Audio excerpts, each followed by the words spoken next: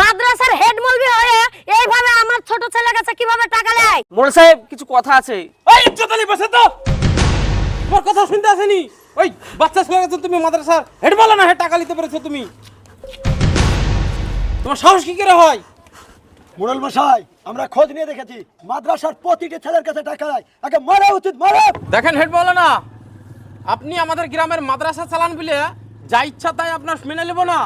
আমরা মোড়ল আছি, আপনি মাদ্রাসায় যেটাই করবেন আমাদেরকে জানতে হবে, নাহলে মাদ্রাসা চালাতে পারবেন না, বুঝলেন তো?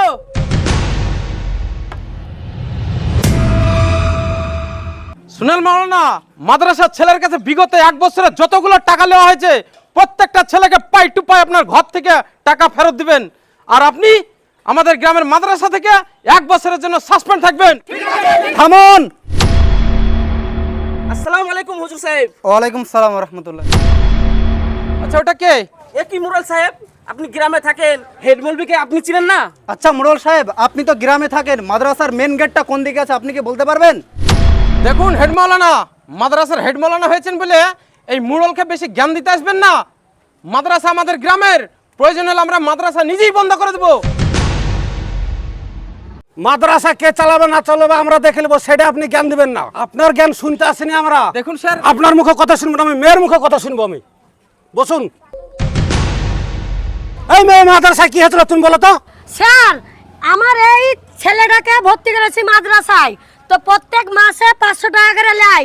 আর আমার স্বামী নাই, আর আমি বম্বে খেটে আমি 2টা ডাল ভাত খাই। বলেন তো, আমি গরিব মানুষ বম্বে খেটে খাই, তাহলে মাসের মাস কি করে 500 টাকা করে আমি দিব? মৌলভী সাহেব, এই মেয়ে যে কথা বলছে, কথা কি সত্যি? হ্যাঁ সত্যি।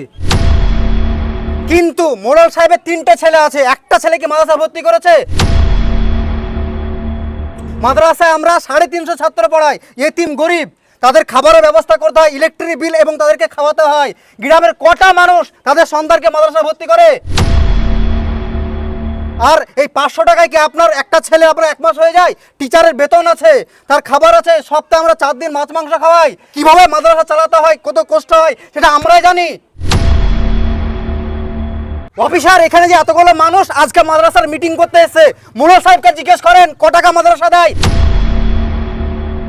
আর এতগুলো মানুষ যে গ্রামের আছে তারা শুধু জাল সাথে খিচুড়ি খেতে যায়, বাকি সময় ক টাকা কি দেয় একবার জিজ্ঞেস করুন। তাতে আমি কি করব? আমার স্বামী নাই, আমি বম্বে খেটে খাই, তাহলে আমার মাসে 500 টাকা করে আপনি নেন ছেলের পিছনে। এই 500 টাকা করে কি দেওয়া সম্ভব মাসের মাস? হ্যাঁ জবাব দেন। এই মেয়ে যে কথাটা বললো আপনি জবাব দেন দেখি। মোড়ল সাহেব যা জানেন না তা বিচার করতে আসেন না। এই মেয়ের বড় ছেলে মাদ্রাসায় ভর্তি করেছিল, ঠিক যখন একটু বড় হয়ে যায় বোম্বাইতে আবার খাটতে নিয়ে চলে যায়। এদের উদ্দেশ্য মাদ্রাসায় পড়ানো না। এদের যে এই বাচ্চাটা আপনার কোথায় রাখবে? মুম্বাই গিয়ে কোথাও রাখার জায়গা নাই, আর কোথাও রাখতে গেলে একটা বেশি টাকা পরিমাণ দিতে হবে। এদের উদ্দেশ্য শুধু মাদ্রাসায় বড় করার।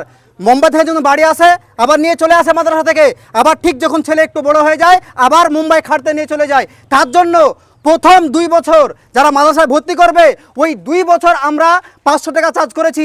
যখন ছেলেটা একটু গঠনমূলক হয়ে যাবে এবং পড়াশোনা ঠিকমতো করবে, এক জামাতে যখন উঠবে, তারপর থেকে আমরা যখন বুঝে নেবো যে না এই ছেলেটা ভালোভাবে পড়াশোনা করছে, তখন আমরা একদম সম্পূর্ণ ফ্রি করে দিই। 1 জামাত থেকে শুরু করে আপনার একদম 8 জামাত পর্যন্ত মৌলবি হবে, 1 টাকাও লাগবেন না। আপনি ভালো করে আগে খুঁজলে দেখেন। আর স্যার ভালো করে শুনবেন, ছেলেটাকে শুধু রেখে একটু বড় হবে আর আবার মুম্বাই নিয়ে চলে যাবে। মোড়ল সাহেব, আপনি তো কোনোদিন গিয়ে 500 টাকা মাদ্রাসা দান করেন না। এখনকার যুগে আপনার মিশনে পড়াতে হলে কমসে কম 3000 টাকা মাসে লাগে, আর একটা যদি টিচার নেওয়া হয় 1500 টাকা আপনার ফি লাগে। মাদ্রাসা যে এই বাচ্চাটা পড়ে তার জন্য আপনার তাকে মানে বডিকে 3 বেলা খায় এবং তাকে একটা টিচারে সবসময় আপনার পড়াশোনা করায়। আর শুধু আমাদের মাদ্রাসায় যে দিনী শিক্ষা হয় তা না, এখানে আপনার আরবি, বাংলা, ইংরেজি সব রকমের শিক্ষা হয়। আর এই 2026 আপনি জানেন আমার বেতন জানেন? আমার বেতন মাত্র হচ্ছে 6000 টাকা, আমি হেড শিক্ষক। আর এই যে শিক্ষককে দেখতে পাচ্ছেন এর মাত্র 2500 টাকা বেতন। বলুন তো আপনি 6000 আর 2500-এ একটা পরিবার চলে?